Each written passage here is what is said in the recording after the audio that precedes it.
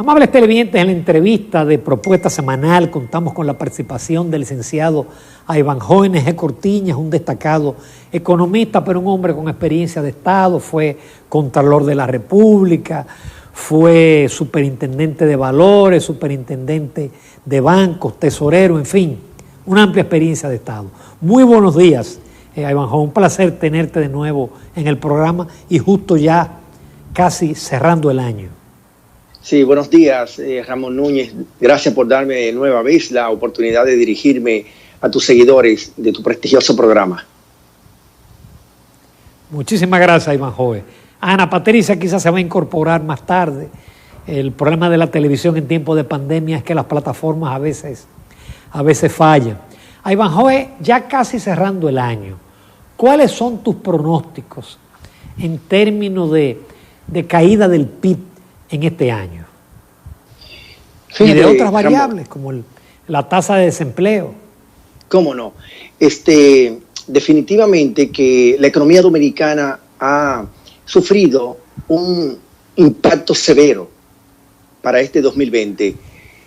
Tan severo que yo he podido concluir que al menos en los últimos 50 años la economía nunca se había contraído a los niveles que se ha estado contrayendo durante este 2020.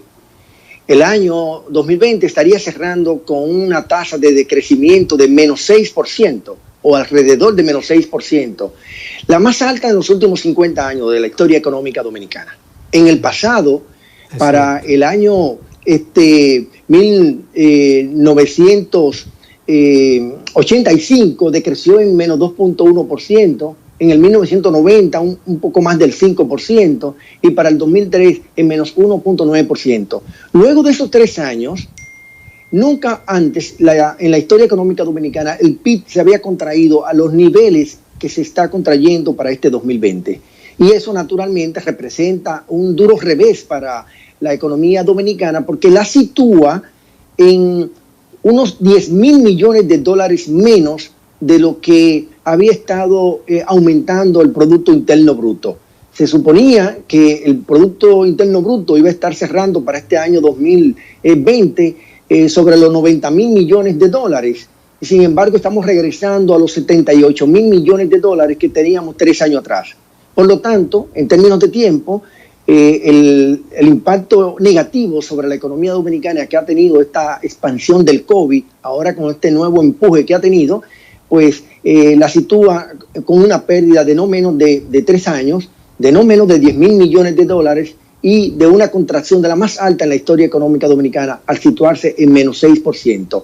Pero los impactos negativos en la economía dominicana no solamente se reducen al Producto Interno Bruto, que es la principal variable de la economía dominicana, sino también en el empleo.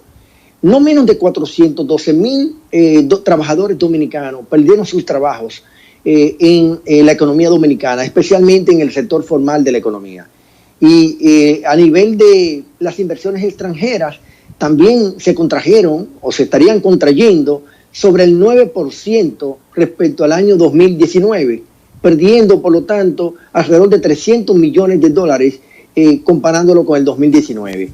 Lo propio le ha acontecido a las exportaciones, que se estarían reduciendo para el año en curso en alrededor de 1.500 millones de dólares respecto al año 2019. Y en cuanto al turismo, que creo que es el sector que más ha sido afectado a causa de esta expansión descontrolada, diría yo, de la epidemia del COVID para la República Dominicana y para el mundo como pandemia, alrededor de unos 5 millones de turistas no residentes estarían dejando de ingresar al territorio dominicano si lo comparamos con el 2019. En el 2019, por turismo, ingresaron alrededor de 6.4 millones de turistas y en este año estarían ingresando no más de 1.7 millones de turistas. Por lo tanto, como puede ver, estos indicadores han caído en forma negativa, pero también en el otro lado de la moneda, otras variables macroeconómicas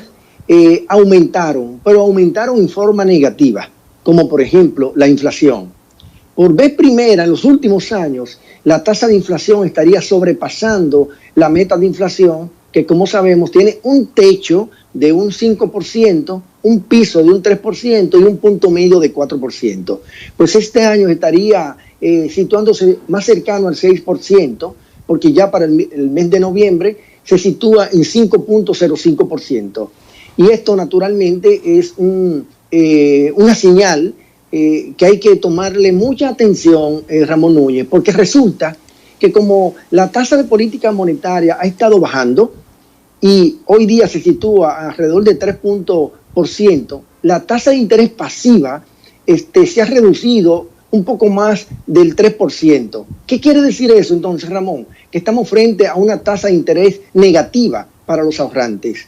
Y eso hay que tomarlo con mucha atención, porque eso puede desmotivar el ahorro y la gente preferir la liquidez para destinarla al consumo. Yo sé que cuando se reduce la tasa de política monetaria, lo que se procura es incentivar la inversión y fomentar el consumo, especialmente en una economía en recesión como la que estamos viviendo hoy día. Pero sin embargo, a eso hay que ponerle atención porque podríamos caer en la trampa de la liquidez.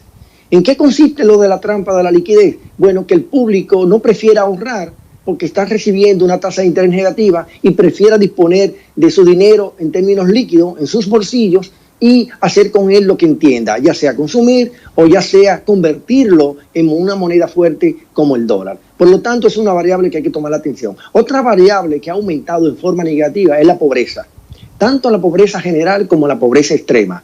La pobreza general estaría aumentando alrededor del 6%, y se está situando sobre el 27% de la población total.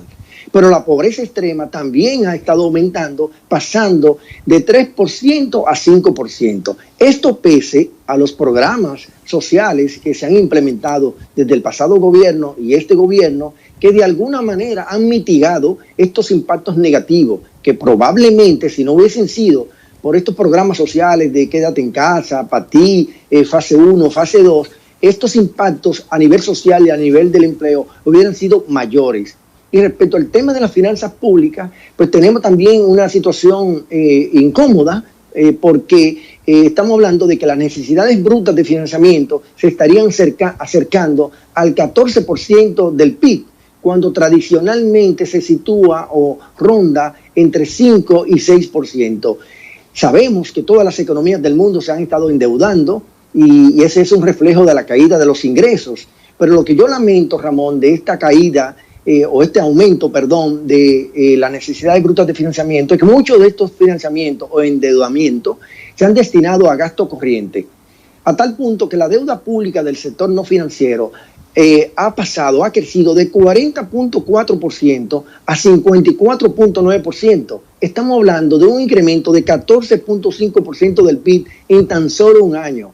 Es la velocidad, es la intensidad mayor que hemos tenido en el endeudamiento público del sector no financiero de los últimos años, yo diría que de la economía contemporánea. Y por eso este endeudamiento ha pasado en términos de valores absolutos de unos 36 mil millones de dólares que debíamos alrededor de unos sobre los 43 mil millones de dólares cerrando el año 2020. Estamos hablando que para el año 2020 la deuda pública del sector no financiero ha aumentado sobre los 7.350 millones de dólares y estamos hablando entonces de una situación que compromete el futuro, parte del futuro, ¿no?, tanto de las políticas públicas como de la propia economía. Y por el lado del tipo de cambio, estamos hablando, Ramón Núñez, de que la depreciación de la moneda dominicana respecto al dólar estaría sobre el 10%, cuando en el programa monetario y en el presupuesto de la nación se había estimado una depreciación del orden del 4.5%. Por lo tanto, estamos hablando, Ramón, de variables que cayeron en términos negativos, como el PIB, el empleo, la inversión extranjera, las exportaciones, el turismo, y variables que han aumentado en forma negativa, como la inflación, el desempleo, las necesidades brutas de financiamiento, la deuda pública, y estos indicadores naturalmente pintan un panorama económico del 2020 como un año totalmente perdido. Y uno aspira y espera que la economía pueda recuperarse cuanto antes para poder acelerar la recuperación económica en el menor tiempo posible. Ivanhoe, me alegro que tú hicieras el comentario de las tasas de interés, porque justamente el jueves, en el Talo Matutino, yo llamaba la atención de que por primera vez, desde que se implementó las metas de inflación, es decir, desde el año 13 hasta el año 19, siempre había quedado por debajo del rango inferior o pegadito, en el 3%, 2%. Ahora sube, pero como efectivamente tú señalas, la tasa pasiva es negativa. Usted va a un banco a hacer un certificado de depósito a un año o cualquier periodo de tiempo. Si usted logra un 4, es porque usted es un buen cliente. Y estamos hablando de certificado de depósito. ¿Qué será con el caso de los ahorros que siempre han tenido una tasa de interés muy baja? Pero yo quisiera entonces tratar de... Yo sé que es difícil, Ivanhoe, pronosticar qué va a pasar con la economía en el 2021, porque en este 2020 los pronósticos comenzaron con 0 crecimiento en marzo y fueron cada vez más. El mismo Fondo Monetario cada 3 meses agravaba la situación. Es posible, es previsible que pueda haber una recuperación del crecimiento el próximo año, como señala el Banco Central, de hasta posiblemente un 6%, es decir, cercano al crecimiento potencial tan rápido. Fíjate, al principio de año, hacer estimaciones era bien difícil en cuanto a la precisión, debido a la gran incertidumbre mundial que había, tanto por el tema del COVID como por el tema de la caída de las actividades comerciales a nivel mundial. Hoy día, con el descubrimiento de al menos 4 vacunas que ya comenzaron a implementarse, a aplicarse en muchos países del mundo, uno pudiera estimar que la situación sanitaria pudiera empezar a controlarse a partir del inicio del segundo trimestre del año 2021. Por lo tanto, hacer estimaciones de la economía para el año 2021 pudiera caer en un plano de mucho mayor nivel de certidumbre respecto al nivel de incertidumbre del año 2020. Naturalmente, eso no querrá decir que la economía volverá a la total normalidad en el 2021. Yo no quiero suscribir el gran optimismo de un crecimiento del PIB cercano o sobre el 5% para el año 2021. Ojalá sea así, porque eso pudiera ayudarnos a nosotros a ganar espacio ya perdido en términos de generación de riqueza. Pero para eso no solamente tenemos que cifrar la esperanza en el impacto positivo de la vacuna, sino también cifrar la esperanza en las políticas públicas que se implementen en el 2021. Yo he pedido, a través de mis artículos y otras opiniones que he ofrecido, y aprovecho este programa, para que el año 2021 sea declarado el año de la recuperación económica. Porque solo con una orquestación, con una sinergia entre las políticas públicas y privadas, tendente a lograr un objetivo fundamental, que es el de la recuperación económica cuanto antes, pudiera entonces nosotros situarnos en un crecimiento que ronde el crecimiento del nivel potencial de la economía, que está entre un 4 y un 5%. Por lo tanto, yo creo que si todos los dominicanos, en público y privado, nos centramos en esa recuperación, pudiéramos alcanzar un mayor dinamismo en la economía y ganar algo de espacio. Pero esperemos que las autoridades pudieran implementar una verdadera estrategia de políticas públicas que no se concentre solo en la marca país, sino que se concentre más en hechos en República Dominicana, una estrategia de esa naturaleza, o bien de declarar el año 2021 como el de la recuperación económica. Hay que recordar, perdón Ramón, Ramón, hay que recordar que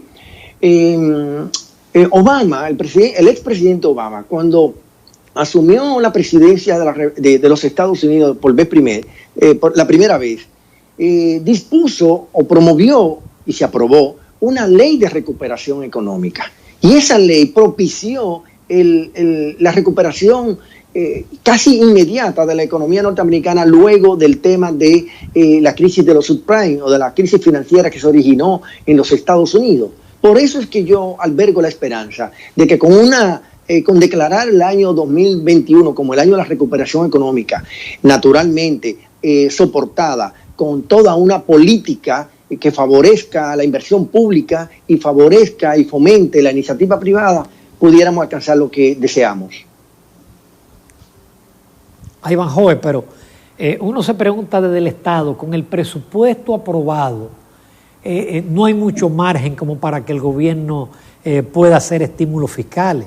Sí pienso que todavía la política monetaria tiene todavía espacio para poder flexibilizar, pero no veo desde el punto de vista fiscal, salvo que se aumente el endeudamiento más el año próximo, pueda haber posibilidad del gobierno estimular la economía. ¿Qué tú opinas? Bueno, en primer lugar, yo me quejé cuando se formuló el presupuesto del 2021, que la composición económica del gasto público no se le diera la primera oportunidad de ir desmontando el gasto corriente para que el gasto de capital adquiera mayor espacio. Y se mantiene en la misma composición de 85 gasto corriente y 15 gasto de capital.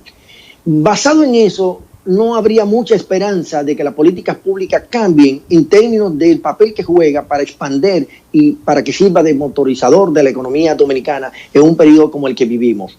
Naturalmente, todavía estamos a tiempo de poder revertir esa situación, de cambiar esa composición, y para ello solamente tiene que haber voluntad desde el Ejecutivo para que se haga. Porque en otras ocasiones, por ejemplo en el 2020, 4 modificaciones presupuestarias se hicieron al presupuesto del 2020 para incorporarle nuevas estimaciones de ingresos, nuevas apropiaciones de gasto, nuevos niveles de endeudamiento. Por el momento, yo no me preocupo por el endeudamiento, de los nuevos endeudamientos, me preocupo con los viejos endeudamientos que ya se realizaron, porque la mayoría de ellos se han destinado al gasto corriente.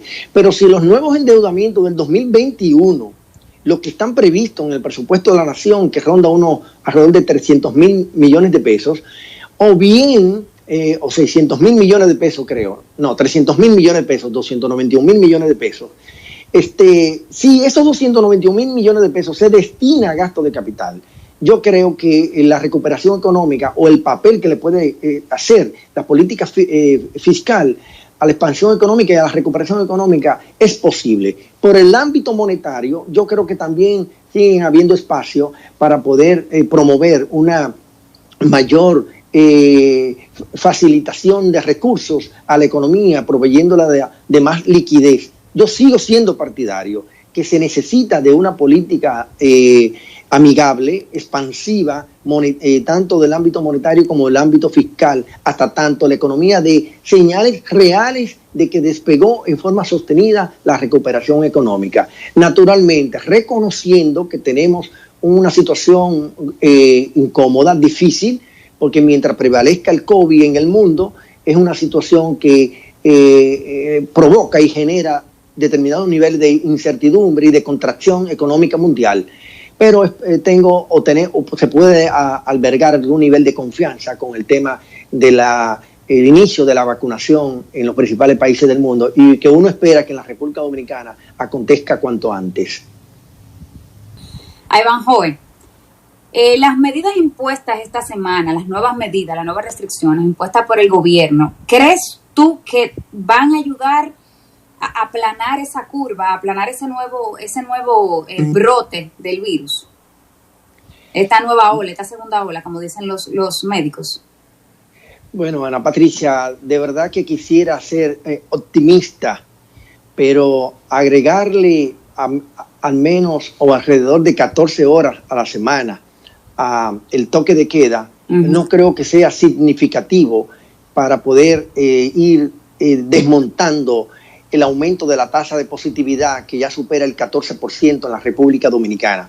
Hay que recordar que la Organización Mundial de la Salud establece que para que un país pueda decir que tiene controlada la situación sanitaria por COVID-19, tiene que tener una tasa de positividad de no más de 5%. Y la de nosotros supera ya el 14%.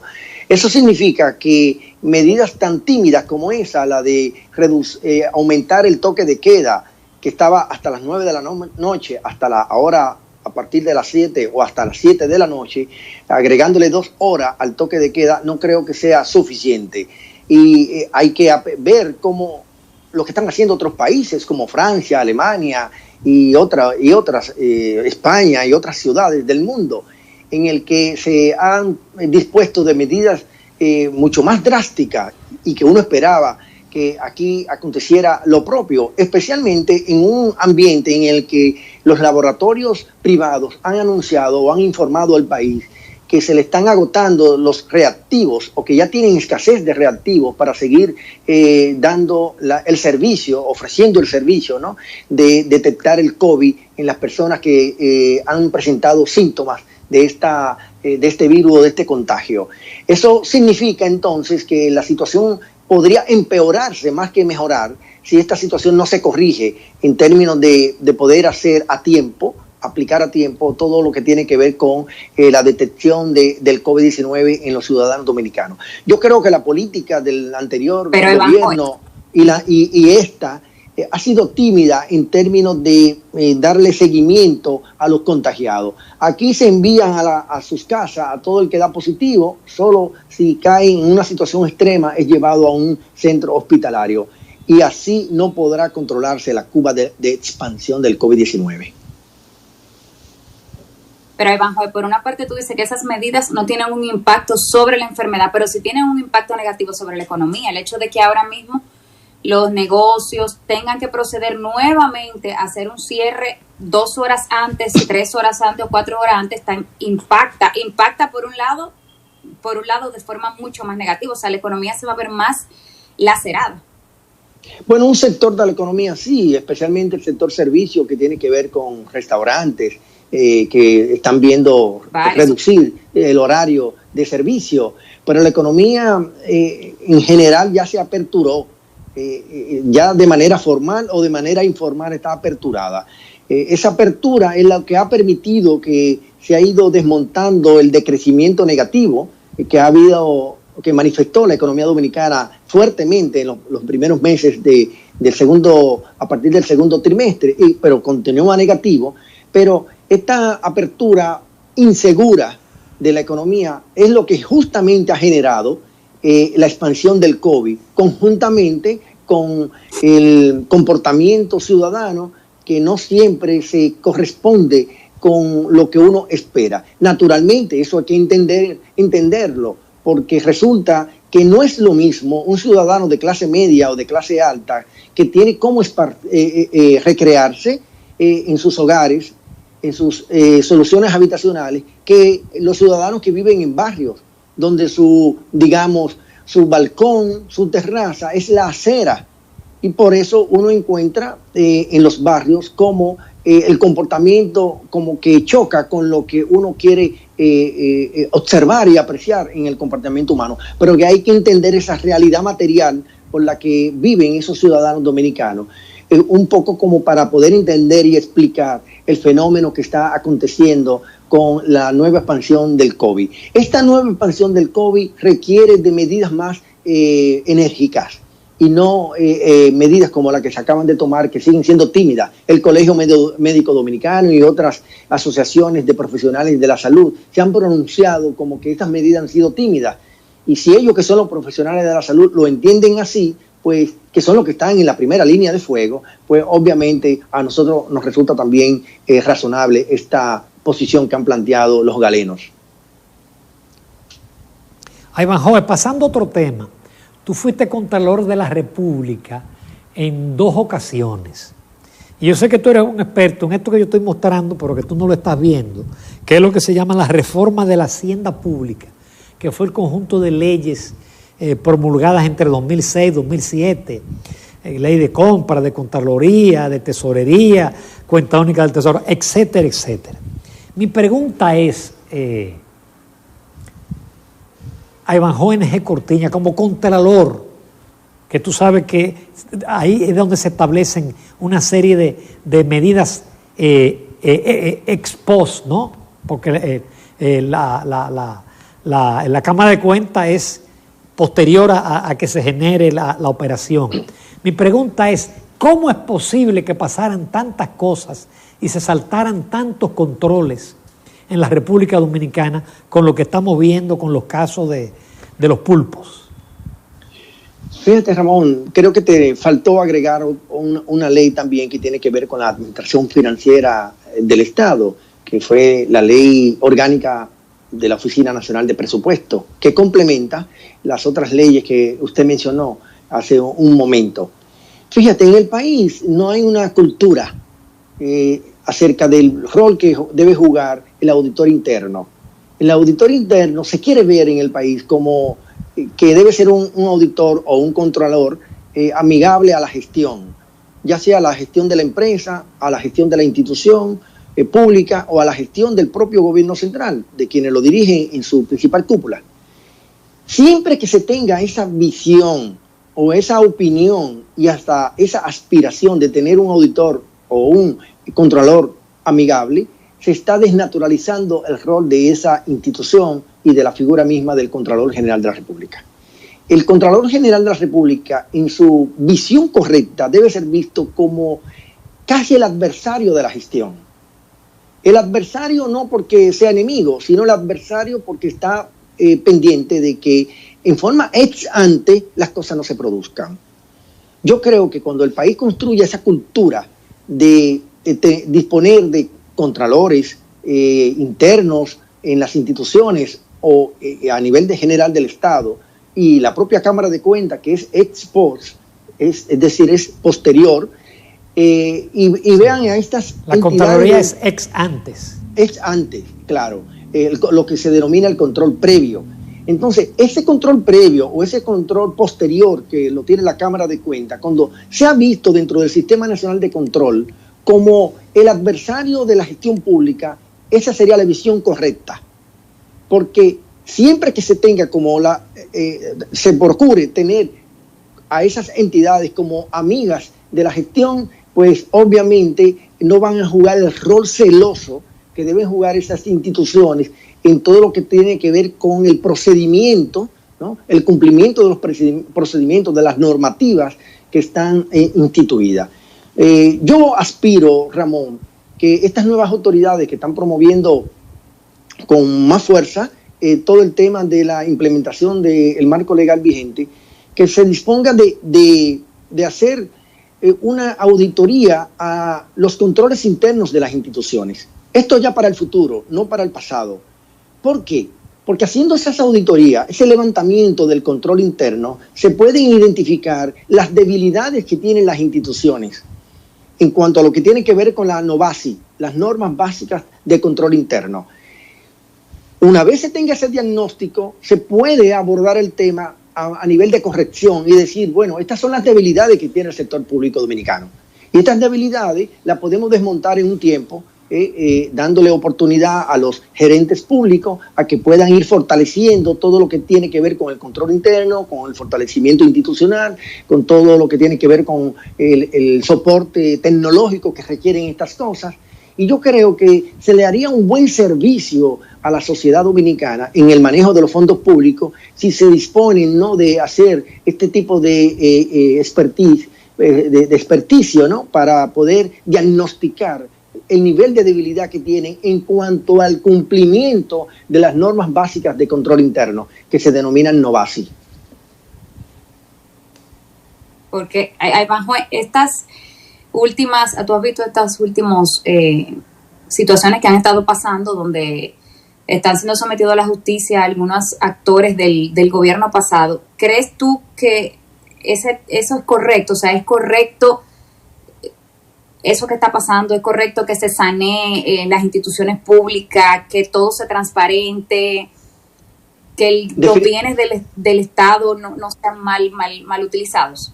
Definitivamente que sí, que tanto este gobierno como el que venga a futuro, como los pasados, deben ser celosos con la ejecución del gasto público y también la percepción de ingresos, porque bueno, siempre se enfoca el tema por el lado del gasto público, pero poca gente se mira hacia el lado de los ingresos públicos, si se está recaudando bien, si se recaudaron lo que debió recaudarse, no solamente si se gastó bien o si se dirigió. También se necesita entonces por supuesto, eficiencia en las instituciones públicas, no solamente en qué se va el dinero, sino cómo se eficientiza. ¿Cómo se eficientiza también la recaudación? Y si se está recaudando lo que debe recaudarse, naturalmente, eso forma parte de la transparencia. Y yo creo que siempre que se respete el debido proceso, siempre que se respete los derechos humanos, siempre que se presuma la inocencia de los imputados y que se le den garantías, yo creo que es positivo que el gobierno presente, los futuros, ¿no? Que puedan surgir, pues obviamente puedan atacar el tema de el combate a la corrupción administrativa, ¿no? Que se da en el ambiente público. Pero reitero mi petición, perdón, Ana Patricia, pero reitero mi petición de que un buen servicio que se puede ofrecer de cara hacia el presente y hacia el futuro es hacer un levantamiento en las instituciones públicas en cuanto al nivel de cumplimiento que están teniendo sobre las NOVASI, las normas básicas de control interno, porque es la garantía para que en el futuro, en el presente y en el futuro no ocurra lo que ocurrió, ¿no? O lo que haya dicho el Ministerio Público que ha ocurrido en algunas de las áreas que ya han sido o que se han iniciado los procesos judiciales. Ivanhoe, qué pena no contar con más tiempo. Te agradecemos muchísimo tu participación, como siempre, brillante. Leí tu artículo sobre el peor año en los últimos 50, muy bueno, muy completo, y tú básicamente esbozaste algunas de las variables. Muchísimas gracias, Ivanhoe. Yo espero que en la próxima entrevista estemos físicamente en el estudio. Gracias, y permíteme darle las bendiciones y las felicitaciones por este año que está concluyendo, ¿no? Un año catastrófico para todos, ¿no? Y desearnos un feliz año nuevo y bendecido año nuevo, y que nos repare un mejor año para el 2021. Felicidades y que Dios nos bendiga a todos. Amén. Igual muchísimas para ti. Gracias, Ivanhoe. Nos vamos a comercial, amables televidentes. Regresamos en Propuesta Semanal.